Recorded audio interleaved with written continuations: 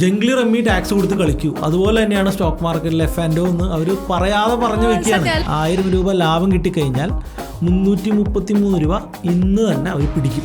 പുതിയ തലമുറ ഇന്ത്യയിലെ റെഗുലേറ്റഡ് ട്രേഡിങ്ങിലോട്ട് വരുന്നതിന് പകരം ഇത്തരത്തിലുള്ള ഉഡായ്പ ട്രേഡിങ്ങിൽ പോവുകയും കൂടുതൽ നഷ്ടം ഉണ്ടാക്കാൻ സാധ്യതയുണ്ടെന്നാണ് എനിക്ക് പേഴ്സണലി തോന്നുന്നത്. ഞാൻ ഇയറിൽ ഒരു 40-45% നമ്മൾ റിട്ടേൺ ജനറേറ്റ് ചെയ്യുന്നത്. ഇതിൽ നിന്ന് 30% ഗവൺമെൻറ് കൊടുക്കാന്ന് പറഞ്ഞു കഴിഞ്ഞാൽ അതിന് നമുക്ക് FD ഇടോ മ്യൂച്വൽ ഫണ്ടിൽ ഇട്ടോ ചെയ്യാം. നമ്മൾ കഷ്ടപ്പെട്ട് ട്രേഡ് ചെയ്യേണ്ട ആവശ്യമൊന്നുമില്ല.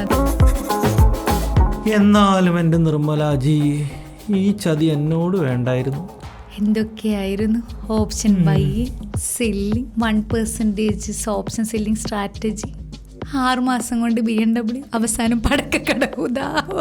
അപ്പോൾ നമ്മൾ പറഞ്ഞു വരുന്നത് ഗവൺമെൻറ് പുതിയ ബഡ്ജറ്റിൽ ഇൻട്രൊഡ്യൂസ് ചെയ്യാൻ സാധ്യതയുണ്ടെന്ന് പറയുന്ന F&O ടാക്സിനെ കുറിച്ചിട്ടാണ്. ആദ്യം തന്നെ ഒരു ചെറിയൊരു ബ്രീഫ് ഐഡിയ കൊടുക്കാം.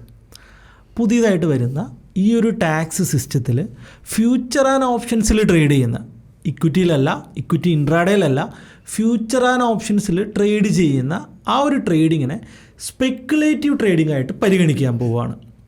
ഇത്രയും നാളും അതിൽ നിന്നുണ്ടാക്കുന്ന ലാഭം ഇൻകം ടാക്സിൽ നോൺ സ്പെക്കുലേറ്റീവിൽ ബിസിനസ് ഇൻകമായിട്ട് ഫയൽ ചെയ്താൽ മതിയായിരുന്നു. ഇനി മുതൽ അങ്ങനെയല്ല, അതിനെ സ്പെക്കുലേറ്റീവായിട്ട് കണ്ടുകൊണ്ട് അതിന് 30% ടാക്സ് ലാബിലോട്ട് കൊണ്ടുവരാണ്. Dream11, rummy cycle, crypto trading ഒക്കെ വരുന്ന ആ ഒരു കാറ്റഗറിയിലോട്ടാണ് കൊണ്ടുവരുന്നത്. മാത്രമല്ല TDS ആയിട്ട് തന്നെ ഇൻകം പിടിക്കാനായിട്ട് പോവാണ്. അതായത് നിങ്ങൾ ഇന്ന് ട്രേഡ് ചെയ്ത് നിങ്ങൾക്ക് ഇന്ന് ലാഭം ഉണ്ടെങ്കിൽ 1000 രൂപ ലാഭം കിട്ടിക്കഴിഞ്ഞാൽ 333 രൂപ ഇന്ന് തന്നെ അവർ പിടിക്കും. അപ്പോൾ അൾട്ടിമേറ്റ്ലി ടാക്സും ഇതൊക്കെ ചേർന്ന് നോക്കുകയാണെങ്കിൽ ഒരു 35% നിങ്ങൾക്ക് ചിലവ് വരുന്നുണ്ട് എന്നുള്ളതാണ് കാര്യം.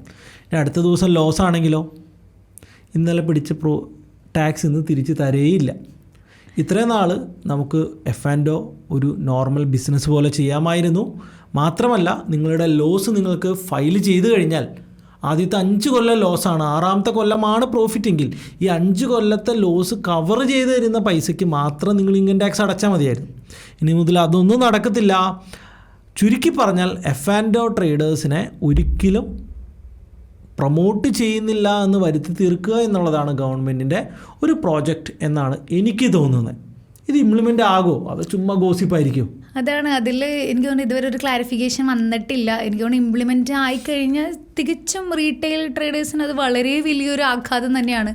F&O ട്രേഡിങ് കാര്യങ്ങൾ കുറയും. എനിക്ക് തോന്നുന്നു ഫ്യൂച്ചേഴ്സ് ആൻഡ് ഓപ്ഷൻസിൽ ട്രേഡ് ചെയ്യുന്ന ആളുകൾ ഇപ്പോൾ വളരെ കൂടുതലാണ്. ലൈക്ക് ഒന്നും അറിയാത്ത പോലും, ലൈക്ക് ഈ ടാക്സുകളെ കുറിച്ച് അറിയാണ്ട് പോലും ആളുകൾ ട്രേഡ് ചെയ്യുന്നുണ്ട്. സോ അത് വെച്ച് നോക്കുമ്പോൾ ആ ഒരു പാർട്ടിസിപ്പേഷൻ കുറയാനുള്ള chances very high. And also എനിക്ക് തോന്നുന്നു 10 ലക്ഷം രൂപയ്ക്ക് ട്രേഡ് ചെയ്യുന്ന ഒരാൾ ഒരു 3 ലക്ഷം രൂപ പ്രോഫിറ്റ് ഉണ്ടാക്കാമെന്ന് വിചാരിക്കുക. ലൈക്ക് അത്രയെങ്കിലും ഉണ്ടാക്കുകയാണെങ്കിൽ അതിൽ 90,000 രൂപ ടാക്സ് ആയിട്ട് കൊടുക്കണമെന്ന് പറഞ്ഞു കഴിഞ്ഞാൽ ഇറ്റ്സ് വെരി, എന്താ പറയുക, ശരിക്കും നമ്മളെ തുടച്ച് നിങ്ങൾ ഇത് ചെയ്യേണ്ട. 30% അല്ലായിരിക്കും. ഇപ്പോൾ ഫോർ എക്സാമ്പിൾ നമ്മളൊരു പൊസിഷൻ ക്രിയേറ്റ് ചെയ്യുകയാണ്, നമ്മൾ ഓപ്ഷൻ സെല്ലിംഗ് പൊസിഷനാണ്, ഹെഡ്ജിങ് പൊസിഷനാണ് ക്രിയേറ്റ് ചെയ്യുന്നതെങ്കിൽ അതിൻ്റെ പ്രോഫിറ്റബിലിറ്റി ലെഗുകൾക്ക് മാത്രം നമ്മൾ ടാക്സ് കൊടുക്കുകയും ലോസ് വന്നതിന് നമ്മളിപ്പോൾ ഓവറോൾ പ്രോഫിറ്റ് കാൽക്കുലേറ്റ് ചെയ്യാമല്ലോ, അവിടെ മറിച്ച് പ്രോഫിറ്റിൻ്റെ മാത്രം ടാക്സ് കൊടുക്കുക, ലോസ് ഉള്ളതൊന്നും ആഡ് ചെയ്യാൻ പറ്റാതിരിക്കുന്ന അവസ്ഥയൊക്കെ വരും. അപ്പോൾ ഇത് എങ്ങനെയൊക്കെയാണ് ഇംപ്ലിമെൻ്റ് ആവുന്നതെന്ന് ഒരു ഐഡിയ ഇല്ല. പക്ഷേ ചർച്ച നടക്കുന്നേ ഉള്ളൂ. ചർച്ച നടക്കാമെന്നല്ല, ഈ ബഡ്ജറ്റിന് അത് ഉണ്ടാകും എന്നാണ് വാലിഡായിട്ടുള്ള പല സോഴ്സുകളിൽ നിന്നുള്ള അറിവ്. ഇവിടെയാണ് നമ്മൾ കാണേണ്ടത്. ഇതെങ്ങനെ മാർക്കറ്റിനെ ഇമ്പാക്റ്റ് ചെയ്യും.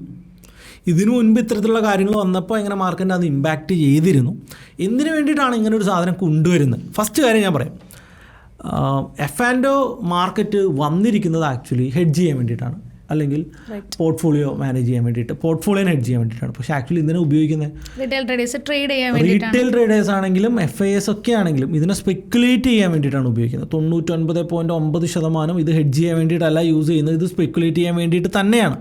അപ്പോൾ റീറ്റെയിൽ ട്രേഡേഴ്സ് 99% ഇവിടെ വന്ന് പൈസ കളയാണ്. അവരോട് ഗവൺമെൻറ് കുറേ നാളായിട്ട് പറയുന്നുണ്ട്, ഓക്കെ നിങ്ങൾ ട്രേഡ് ചെയ്യരുത്. സെബി എന്താ പറയുന്നത്, 99% ലോസാണ്. എല്ലാവരും ലോസ് ഉണ്ടാക്കുന്നുണ്ടെങ്കിൽ അവർ പിന്മാറാൻ വേണ്ടിയിട്ടാണ് ഇത് പറയുന്നതെന്നാണ് എനിക്ക് തോന്നുന്നു. F&O ട്രേഡ് ചെയ്യുന്ന പലരും ITR പോലും ഫയൽ ചെയ്യുന്നില്ല, എന്താണ് ടാക്സ് എന്ന് പോലും അറിയില്ല. അവരൊക്കെ ഇത് ട്രേഡ് നിർത്തുന്നതിന് പകരം ആക്ച്വലി ചാരായം നിർത്തി കഴിഞ്ഞപ്പോൾ കഞ്ചാവ് കൂടുതൽ പ്രൊമോട്ടായ മാതിരി ഇവിടെ F&O ട്രേഡിങ്ങിന് ടാക്സ് കൂടി കഴിയുമ്പോൾ അൺറെഗുലേറ്റഡ് ബ്രോക്കേഴ്സ്, ഡപ്പ ട്രേഡിംഗ് ബ്രോക്കേഴ്സ്, ഫോറക്സ് ബ്രോക്കേഴ്സ് ഒക്കെ തലപൊക്കി വരികയും തീർച്ചയായിട്ടും യങ്സ്റ്റേഴ്സ് കൂടുതൽ അതിലോട്ട് പോവുകയും എനിക്കൊന്ന് ക്രിപ്റ്റോ ഉൾപ്പെടെ ക്രിപ്റ്റോയിലോട്ട് പോവുകയും പുതിയ തലമുറ ഇന്ത്യയിലെ റെഗുലേറ്റഡ് ട്രേഡിങ്ങിലോട്ട് വരുന്നതിന് പകരം ഇത്തരത്തിലുള്ള ഉഡായ്പ ട്രേഡിങ്ങിൽ പോവുകയും കൂടുതൽ നഷ്ടം ഉണ്ടാക്കാൻ സാധ്യതയുണ്ടെന്നാണ് എനിക്ക് പേഴ്സണലി തോന്നുന്നത്. ആക്ച്വലി ഇത് കൃത്യമായിട്ട് ഗവൺമെൻറ്റിന് ഇംപ്ലിമെൻറ്റ് ചെയ്യാൻ പറ്റുകയാണെങ്കിൽ ലോങ് ടൈമിൽ ചിലപ്പോൾ ഇത് മാർക്കറ്റിന് പോസിറ്റീവ് ആയിരിക്കും. കാരണം കൂടുതൽ ആൾക്കാർ സ്റ്റോക്കിലോട്ട് വരികയൊക്കെ ചെയ്യും. That's important. പക്ഷെ ഇത് എങ്ങനെയാണ് നമ്മൾ സാധാരണക്കാരെടുക്കുക?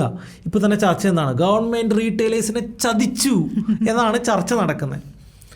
രസമായിരിക്കും എന്തായാലും. പക്ഷേ ഇപ്പോൾ കറൻ്റ്ലി ഉള്ള ബ്രോക്കേഴ്സിനൊക്കെ ഈ ഒരു കാര്യം വന്നു കഴിഞ്ഞാൽ അത് വളരെ നെഗറ്റീവ്. എനിക്ക് തോന്നുന്നു അവരുടെ 60% പ്രോഫിറ്റ് പോലും പോകാനുള്ള ചാൻസസ് വെരി ഹൈ.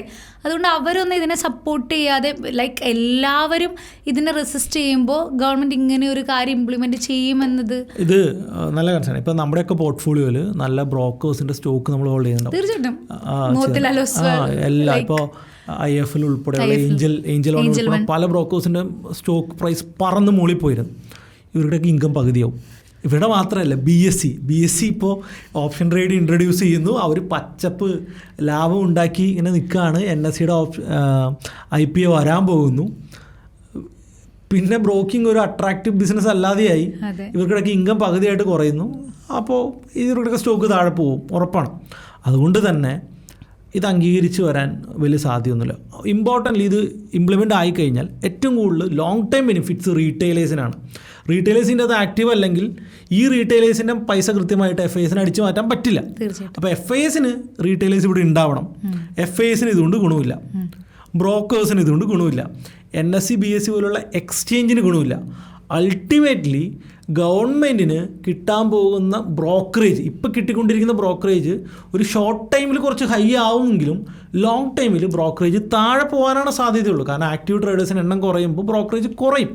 അപ്പോൾ ഗവൺമെൻറ്റിനും ഗുണമില്ല. ആകെ ഇതുകൊണ്ട് ഗുണം ഉണ്ടാകാൻ പോകുന്നത് ഇൻവെസ്റ്റേഴ്സിന് ലോങ് ടൈമിൽ റീറ്റെയിലേഴ്സിന് മാത്രമായിരിക്കും.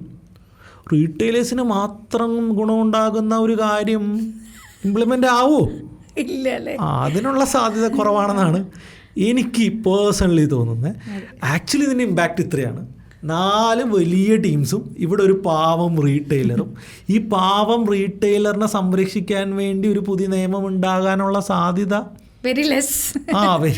എനിക്കോട് പാസ്റ്റ് എടുത്ത് നോക്കുകയാണെങ്കിലും അങ്ങനത്തെ സാധ്യതകളൊക്കെ വളരെ കുറവ് തന്നെയാണ്. പക്ഷെ അതുപോലെ തന്നെ പാസ്റ്റിൽ ഇങ്ങനെയുള്ള കാര്യങ്ങൾ വന്ന സമയത്ത് മാർക്കറ്റിലുണ്ടായ ഒരു എഫക്റ്റ് എങ്ങനെയാണ്? ഇതിനു മുൻപ് 2004 ഇതുപോലൊരു ടാക്സ് സിസ്റ്റം ആദ്യമായിട്ട് പുതിയൊരു ടാക്സ് വരുന്നത്. അത് സെക്യൂരിറ്റി ട്രാൻസാക്ഷൻ ടാക്സ് ആണ്, STT എന്ന് പറയുന്ന ടാക്സ്. അന്ന് ഇത് ഭയങ്കരമായിട്ട് മാർക്കറ്റ് അന്ന് വീഴുകയും വോളിയൂംസ് ഭയങ്കരമായിട്ട് കുറയുകയും ഗ്രാജ്വലി അത് ഓക്കെ ആവുകയാണ് ചെയ്തത്. പിന്നെ 2016 ബഡ്ജറ്റിൽ long time capital gain tax on equity എന്ന് പറഞ്ഞിട്ടൊരു പുതിയ സാധനം ഇൻട്രൊഡ്യൂസ് ചെയ്യുകയും ടെമ്പററി ആയിട്ട് മാർക്കറ്റിൽ വലിയൊരു ഡിപ്പ് ഉണ്ടാക്കുകയും ഗ്രാജ്വലി മാർക്കറ്റ് അത് റിക്കവർ ചെയ്തെടുക്കുകയാണ് ചെയ്തത്. ഇതിനുശേഷം 2018 ബഡ്ജറ്റിൽ ലോങ് ടൈം ക്യാപിറ്റൽ ഗെയിൻ ടാക്സിൻ്റെ അകത്ത് റീഇൻട്രൊഡ്യൂസ് ചെയ്യുകയാണ്. LTCG എന്ന് പറയുന്നൊരു സാധനം കൊണ്ടുവരികയാണ്. അവിടെ ഇക്വിറ്റി 1 ലക്ഷത്തിൽ കൂടുതൽ വരികയാണെങ്കിൽ 10% എന്ന് പറയുന്നൊരു സ്ലാബ് അവിടെ കൊണ്ടുവരികയാണ് ചെയ്തത്. അത് മാർക്കറ്റിലൊരു മിക്സഡ് ഇമ്പോർട്ടൻ്റ്. അപ്പോൾ 1 ലക്ഷത്തിൽ കൂടുതലുണ്ടെങ്കിൽ മാത്രം long time capital gain tax എന്നുള്ളത് ഇത് മാർക്കറ്റിലൊരു ഒരു മിക്സഡ് റിയാക്ഷനാണ് ഉണ്ടാക്കിയത്. അവിടെ ഇനിഷ്യലി ഒരു ഡിക്ലൈൻ ഉണ്ടാകുകയാണെങ്കിലും ഗ്രാജ്വലി അത് സ്റ്റെബിലൈസ് ആകുകയാണ് ചെയ്തത്. നമ്മൾ ഫോറിൻ മാർക്കറ്റിലേക്ക് നോക്കുകയാണെങ്കിൽ US 2013 അവർ ക്യാപിറ്റൽ ഗെയിൻ ടാക്സ് ഇൻക്രീസ് ചെയ്യുകയാണ് ചെയ്തത്. വലിയ സെൽ ഓഫാണ് US മാർക്കറ്റിൽ അന്ന് 2013 ഉണ്ടാകുകയും ചെയ്തത്. ഗ്രാജ്വലി മാർക്കറ്റ് റിക്കവർ ചെയ്തു. 2021 again capital gain tax introduce കൂട്ടുമെന്നുള്ളൊരു സാധനമൊക്കെ ഒരു ഫിയർ വരികയും അവിടെ വീണ്ടും മാർക്കറ്റ് ക്രാഷ് ഉണ്ടാകുകയും ചെയ്തു 2021. നമ്മൾ UK നോക്കുകയാണെങ്കിൽ അവിടെ stamp duty on stock transactions ആദ്യമായിട്ട് ഇൻട്രൊഡ്യൂസ് ചെയ്തത് 1986 അവിടെ വലിയൊരു സെൽ ഓഫും വോളിയത്തിൽ വലിയൊരു ഡ്രോപ്പുമാണ് UK ഉണ്ടാകുന്നത്.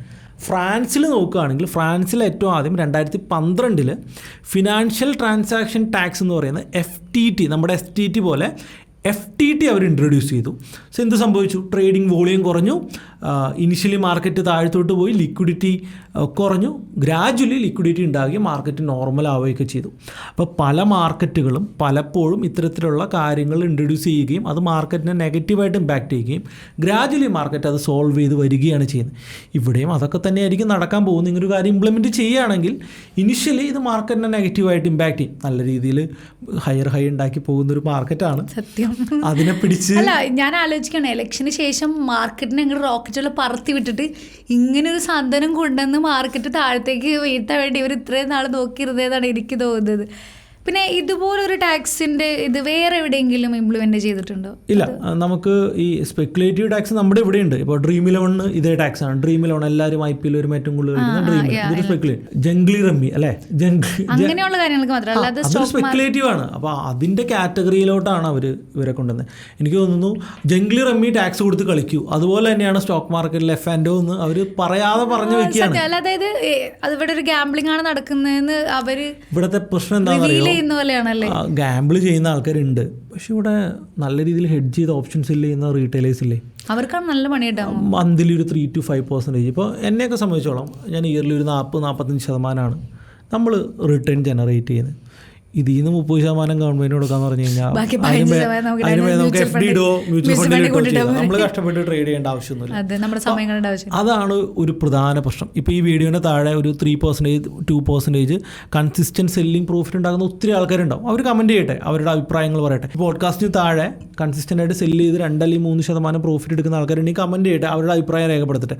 അതുപോലെ തന്നെ ഇങ്ങനൊരു ടാക്സ് വേണോ വേണ്ടയോ എന്ന് റീറ്റെയിലേഴ്സിൻ്റെ അടുത്ത് ചോദിച്ചു കഴിഞ്ഞാൽ റീറ്റെയിലേഴ്സിൻ്റെ ഇനിഷ്യൽ റെസ്പോൺസ് വേണ്ട എന്ന് തന്നെയായിരിക്കും. പക്ഷേ എക്സ്പേർട്ട് ഒപ്പീനിയൻസ് ഞാൻ വായിച്ചു നോക്കുമ്പോൾ പലരും പറയുന്നത് ലോങ് ടൈമിൽ ഇത് ബഡ്ജറ്റ് നമ്മുടെ മാർക്കറ്റിന് നല്ലതാണെന്നാണ് ഈ പറയുന്ന എക്സ്പേർട്സ് പറയുന്നത്. ഹിഡൻ കാര്യം എടുത്ത് നോക്കുകയാണെങ്കിൽ റീറ്റെയിലേഴ്സിൻ്റെ പൈസ ലൈക്ക് FIAs-ഉം DIAs-ഉം ഒക്കെ തന്നെയാണ് കൊണ്ടുപോകുന്നത്. ഇപ്പോൾ 99% പേര് ഓപ്ഷൻസിൽ ലോസാണ് എടുക്കുന്നതെന്ന് സെബി ഓൾറെഡി റിപ്പോർട്ട് ചെയ്ത് കഴിഞ്ഞു.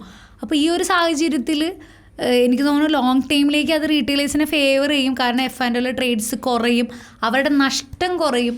ഒരുപാട് പേരൊക്കെ കടം മേടിച്ചൊക്കെ ചെയ്യുന്ന ആളുകൾ കടം മേടിച്ചൊന്നും F&O ചെയ്യില്ല, കാരണം ഇവിടെ സക്സസ് റേറ്റ് പിന്നെയും കുറയും. പിന്നെ 2 ഗുണമുണ്ട് ഞാൻ പറയട്ടെ. ഇപ്പോൾ പുതിയതായിട്ട് വന്ന എല്ലാ ട്രേഡേഴ്സും പലരും F&O ട്രൈ ചെയ്ത് ലോസ് വരുത്തി. പലരും എന്താ പറയുക, സ്റ്റോക്ക് മാർക്കറ്റിലോട്ടൊന്നും പോകണ്ട, അവിടെ എന്നും നഷ്ടമാണ്. ഇത് മാറി ഇവരാരും F&O ചെയ്ത് ഇവരെല്ലാവരും ഇക്വിറ്റി ചെയ്യാനായിട്ട് തുടങ്ങും. ഇക്വിറ്റി ചെയ്യുമ്പോൾ ഓട്ടോമാറ്റിക്കലി ഇവർക്ക് എല്ലാവർക്കും ലാഭം കിട്ടും. അപ്പോൾ സ്റ്റോക്ക് മാർക്കറ്റിനെ കുറിച്ച് പുറത്തേക്ക് പോകുന്ന ഇമേജ് എന്താണ്, അവിടെ ലാഭം ഉണ്ടാക്കാൻ പറ്റുന്ന ബിസിനസ് ആണെന്നുള്ളൊരു ഇമേജ് പുറത്തു പോവുകയും കൂടുതൽ ആൾക്കാർ മാർക്കറ്റിലേക്ക് വരികയും കൂടുതൽ സ്റ്റോക്കുകൾ എല്ലാവരും മേടിച്ചുകൊണ്ടേയിരിക്കുകയും ചെയ്യും. ഗ്രാജുവലി എന്ത് പറ്റും, ഇന്ത്യൻ മാർക്കറ്റ് കൂടുതൽ ഉയരങ്ങളിലോട്ട് ഇത് ഗ്രാജുവലി കൊണ്ടുപോവുകയും ചെയ്യും. ആക്ച്വലി ലോങ് റണ്ണിൽ ഇത് നല്ലതാണെന്നും സ്പെക്കുലേറ്റീവ് ട്രേഡിങ് കുറയ്ക്കാൻ പറ്റും. ഇപ്പോൾ സിഗരറ്റ്സിന് ഹയർ ടാക്സ് ആണ്, മദ്യത്തിന് ഹയർ ടാക്സ് ആണ്. എന്തിനു വേണ്ടിയിട്ട് ഈ ഹയർ ടാക്സ് ഉണ്ടാക്കി വെച്ചിരിക്കുന്നത്? ഈ ഹാബിറ്റ് ശരിയല്ല. പുകവലി ആരോഗ്യത്തിന് ഹാനികരമാണ്. സോ നിങ്ങൾ കൂടുതൽ ടാക്സ് കൊടുക്കണം എന്നാണ്. എന്നിട്ട് സ്മോക്കിംഗ് കുറയാണോ കൂടാണോ എന്നുള്ളത് എനിക്കറിയില്ല. കുറയുന്നു എന്നാണ് ഗവൺമെൻറ് പറയുന്നത്, പക്ഷേ ഐ ഡോണ്ട് നോ. എനിവേസ്, അപ്പോൾ ഇതൊക്കെയാണ് മേജറായിട്ടുള്ള കാര്യം. സ്പെക്കുലേറ്റീവ് ടെൻഡൻസി കുറഞ്ഞ് കൂടുതൽ ഇക്വിറ്റിയിൽ ഇൻവെസ്റ്റ് ചെയ്യുക എന്നുള്ളതാണ് ഗവൺമെൻറ് പ്ലാൻ ചെയ്യുന്നത്. നടക്കൂ ഇല്ലയോ എന്നൊന്നും നമുക്കറിയത്തില്ല. ഇനി ഇതിൻ്റെ കൂടെ നമ്മൾ കാണാത്ത ഒരു പാർട്ട് എന്താണെന്ന് വെച്ച് കഴിഞ്ഞാൽ HFT ഹൈ ഫ്രീക്വൻസി ട്രേഡും ഹെഡ്ജ് ഫണ്ടുകൾക്കും ഇന്ത്യയിൽ ആൽഗോ ഹൈ ഫ്രീക്വൻസി ട്രേഡ്സ് ചെയ്യുന്ന HNA ക്ലയൻസിന് അല്ലെങ്കിൽ ഹെഡ്ജ് ഫണ്ടുകൾക്ക് STT ട്രാൻസാക്ഷൻ ചാർജസ് കൂട്ടുന്നു എന്നുള്ളതാണ്. അത് എങ്ങനെ ഇമ്പാക്റ്റ് ചെയ്യുന്നുള്ളത് വളരെ ഇമ്പോർട്ടൻ്റ് ആയിട്ടുള്ള കാര്യം. അവർക്ക് ഓൾറെഡി നല്ല ടാക്സ് ഉണ്ട്, അത് ഇനിയും കൂട്ടിക്കഴിഞ്ഞാൽ അവരിവിടെ നിൽക്കുമോ, അവരിതിന് നിൽക്കുമോ എന്നുള്ള കാര്യം അറിയില്ല. ഇത് ആക്ച്വലി ലോങ് ടൈമിൽ റീറ്റെയിലേഴ്സിൻ്റെ നഷ്ടം കുറയ്ക്കാൻ ഗുണമുണ്ടാകുമെന്നാണ് ഞാൻ പ്രതീക്ഷിക്കുന്നത്. മറ്റേതിനേക്കാൾ റീറ്റെയിലേഴ്സിന് 30% ടാക്സിനേക്കാൾ റീറ്റെയിലേഴ്സിന് ഗുണം ഉണ്ടാകാൻ പോകുന്നത് ഹൈ ഫ്രീക്വൻസി ട്രേഡേഴ്സിൻ്റെ ടാക്സ് കൂട്ടുകയാണെങ്കിലാണ്. ഇപ്പോൾ കഴിഞ്ഞ ദിവസം എനിക്ക് തോന്നുന്നു PR-ൻ്റെ വീഡിയോയിലൊക്കെ ഇങ്ങനെ പറയുന്നുണ്ടായിരുന്നു, ഇന്ത്യയിൽ നിന്ന് ഹെഡ്ജ് ഫണ്ടുകൾ ആൽഗോ ട്രേഡ് ഉപയോഗിച്ച് F&Oയിൽ നിന്ന് ഹ്യൂജ് പ്രോഫിറ്റാണ് കൊണ്ടുപോകുന്നതെന്നാണ്. അപ്പോൾ ഗവൺമെൻറ് എന്താ ചെയ്യുന്നത്, ഹ്യൂജ് പ്രോഫിറ്റ് കൊണ്ടുപോക്കോ, കുറച്ച് ഞങ്ങൾക്ക് നന്നാ മതി എന്നാണോ എന്ന് എനിക്കറിയില്ല. എനിവേസ്, ഈ പറയുന്ന സ്പെക്കുലേറ്റീവ് ചെയ്താൽ അവർക്ക് ലാഭം ഉണ്ടാക്കാൻ പറ്റാത്ത ഹൈ ഫ്രീക്വൻസി ചെയ്താലും ലാഭം കൂടുതൽ ഗവൺമെൻറ്റിന് കൊടുക്കേണ്ടി വന്നാൽ അവരൊരു പക്ഷേ അതിന് അങ്ങനെയുള്ള ട്രേഡ് കുറയ്ക്കുകയും FIS ഇവിടെ കുറഞ്ഞു കഴിഞ്ഞാൽ അത് റീറ്റെയിലേഴ്സിൻ്റെ ലോസ് കുറയ്ക്കുകയും ചെയ്യാനൊരു സാധ്യതയുണ്ട്. അത് വളരെ പോസിറ്റീവായിട്ട് കാണേണ്ടതാണ്. അപ്പോൾ ഇങ്ങനെ 2 ടൈപ്പ് ഓഫ് ടാക്സ് ആണ് ഇവർ ഇംപ്ലിമെൻറ്റ് ചെയ്യാനായിട്ട് പോകുന്നത്. ഇംപ്ലിമെൻറ്റ് ചെയ്യണോ വേണ്ടയോ എന്ന് പേഴ്സണലി എൻ്റെ അടുത്ത് ചോദിച്ചു കഴിഞ്ഞാൽ ഞാൻ F&Oയിൽ ഓപ്ഷൻ സെല്ലറായിട്ട് നിൽക്കുന്ന ആളാണ്, ഇക്വിറ്റിയും ഒക്കെ ചെയ്യുന്ന ആളാണ്. എൻ്റെ ആഗ്രഹം ഇത് ഇംപ്ലിമെൻറ്റ് ചെയ്യാതിരിക്കട്ടെ എന്ന് തന്നെയാണ്. ഇതൊരു റൂമറായിട്ട് തന്നെ പോകട്ടെ. ഇതിനു മുമ്പ് വന്ന പല റൂമേഴ്സും നടന്നിട്ടില്ല. ടൈം കൂട്ടുന്ന റൂമർ നടന്നില്ല. ആൽഗോ ട്രേഡിന് എന്തോ കണ്ടീഷൻസ് കൊണ്ടുവരും എന്ന് പറയുന്ന റൂമർ നടന്നിട്ടില്ല. അതുപോലെ ഇത് റൂമറായിട്ട് അങ്ങനെ ഒരു റൂമറായിട്ട് തന്നെ ഇത് പോകട്ടെ എന്നാണ് എനിക്ക് തോന്നുന്നത്. ഇതിലൂടെ ഗവൺമെന്റ് കാട്ടിത്തരുന്നത് ഇതും Dream11, റമ്മി അതുപോലെയൊക്കെയുള്ള ഒരു സാധനമാണ് F&Oയിൽ ട്രേഡ് ചെയ്യുക എന്നുള്ളത് റിവീൽ ചെയ്ത്, അതായത് റീറ്റെയിലേഴ്സിൻ്റെ അടുത്ത് പറയാതെ പറയുന്ന പോലെയാണ്. അല്ല, ഇത് ഓൾറെഡി അങ്ങനെ തന്നെയാണ് കുറേ ആളുകൾക്കൊക്കെ. പക്ഷെ അങ്ങനെ അല്ലാത്ത ആൾക്കാർ ഇതിൻ്റെ അകത്ത് ബലിയാടാകുകയല്ലേ ചെയ്യുന്നത് എന്നാണ് ഞാൻ വിചാരിക്കുന്നത്. കാരണം ഇപ്പോൾ തന്നെ ഡപ്പ ട്രേഡിംഗ് ആപ്ലിക്കേഷൻസ് റീറ്റെയിൽ എന്ത് ചെയ്യും, ബ്രോക്കറേജ് കുറഞ്ഞ ഇങ്ങനെയൊന്നും ബ്രോക്കറേജ് ഇല്ലാത്ത ഡപ്പ ട്രേഡിംഗ്, ഓപ്ഷൻ ട്രേഡിംഗ് പ്ലാറ്റ്ഫോംസ് കൂടുതലായിട്ട് വരും. എനിക്ക് തോന്നുന്നു പലരും അത് ഇൻട്രൊഡ്യൂസ് ചെയ്ത് കഴിഞ്ഞു, ദുബായ് ബേസ് ചെയ്തിട്ടൊക്കെ. അപ്പോൾ ഇവരെ നമ്മുടെ ക്യാഷ് ഫുള്ളായിട്ട് എടുത്തിട്ട് ലാസ്റ്റ് മുങ്ങാനുള്ള സാധ്യതയുണ്ട്. കൂടുതൽ കാശ് ആളുകൾക്ക് നഷ്ടപ്പെടാനുള്ള സാധ്യതയുണ്ട്. പിന്നെ ഹെഡ്ജ് ചെയ്യുന്നതുകൊണ്ട് യാതൊരു പ്രയോജനം ഇല്ലാത്തൊരവസ്ഥ വരും. സോ 2021 ഗവൺമെൻറ് ലിവറേജ് എടുത്തു കളഞ്ഞു. നമ്മുടെ 10x ഒക്കെ ഉണ്ടായിരുന്നു, ലിവറേജ് മാറ്റി കഴിഞ്ഞപ്പോൾ മാർക്കറ്റിനെ അത് ഒരു രീതിയിൽ എഫക്റ്റ് ചെയ്തിട്ടുണ്ടായിരുന്നില്ല. അങ്ങനെ ലിവറേജ് കളഞ്ഞപ്പോൾ തന്നെ കുറച്ച് സ്പെക്കുലേഷൻ കുറഞ്ഞതാണ്. ഇപ്പം ഒന്ന് ആലോചിച്ചോട്ടെ, 100 രൂപയാണ് പ്രീമിയം എങ്കിൽ 200 രൂപ ഉണ്ടെങ്കിൽ അത് ചെയ്യാൻ പറ്റുള്ളൂ എന്നുള്ള നിയമം വരട്ടെ. ഇരട്ടി മാർജിൻ ഉണ്ടെങ്കിലേ ഓപ്ഷൻസ് ചെയ്യാൻ പറ്റുള്ളൂ എന്ന് കൊണ്ടുവന്നോട്ടെ, കുഴപ്പമില്ല. പെർസെൻറ്റേജ് ഓഫ് റിട്ടേൺ കുറയും എന്നുള്ളൂ, സ്പെക്കുലേഷൻ കുറയും, അത് കൊണ്ടുവരട്ടെ. 30% ഉണ്ടാക്കുന്നതിൽ നിന്ന് ഗവൺമെൻറ് എടുക്കണം എന്ന് പറയുമ്പോഴാണ് നമുക്ക് പ്രശ്നമുള്ളൂ. ലിവറേജ് കൂട്ടിക്കോട്ടില്ല, മീൻസ് ഇപ്പോൾ 100 രൂപ ട്രേഡ് ചെയ്യാൻ 200 രൂപ മാർജിൻ ഉണ്ടെങ്കിൽ 100 രൂപയ്ക്ക് ട്രേഡ് ചെയ്യാൻ പറ്റുള്ളൂ, നിയമം വരട്ടെ. ഇത് അപ്പോൾ ആളുകൾ കൂടുതൽ കാശ് വേണ്ടി വരുന്നതുകൊണ്ട് അത്രയും സ്പെക്കുലേറ്റ് ചെയ്യില്ല, ഒഴിവാക്കാം.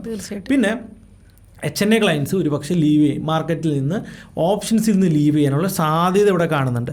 ഇനി ഇവിടെ ഏറ്റവും കഷ്ടം അനുഭവിക്കാൻ പോകുന്നത് NRO ക്ലയൻസിനാണ്. NRO ക്ലയൻസിന് ഓൾറെഡി 18% TDS ഉണ്ട്, ടാക്സ് ഡിഡക്ട് ഫ്രം സോഴ്സ്. അതായത് അവരുടെ ബാങ്ക് അക്കൗണ്ടിൽ പൈസ വന്നു കഴിഞ്ഞാൽ ഓൺ സ്പോട്ടിൽ അവർ 18% ടാക്സ് കൊടുക്കണം എന്നുള്ളതാണ്. പിന്നെ ഈ ഓപ്ഷൻ ചെയ്യുന്ന NRO അക്കൗണ്ട്സിൻ്റെ കാര്യം ആലോചിച്ച് നോക്കൂ. ബ്രോക്കർ 30% ഓൾറെഡി പ്രോഫിറ്റിൽ നിന്ന് എടുക്കും, ബാക്കി കിട്ടുന്ന പ്രോഫിറ്റ് ബാങ്ക് അക്കൗണ്ടിൽ വരുമ്പോൾ ബാങ്കും 18% എടുക്കും. അപ്പോൾ NROs F&Oയിൽ നിന്ന് എന്നേക്കുമായിട്ട് വിരമിക്കുമെന്നുള്ള കാര്യത്തിന് ഒരു കാര്യമില്ല. അപ്പോൾ നമ്മൾ മനസ്സിലാക്കേണ്ടത്, ഗവൺമെൻറ് നല്ല ഉദ്ദേശത്തിലാണെങ്കിൽ വരട്ടെ, സ്വാഗതം ചെയ്യുന്നു.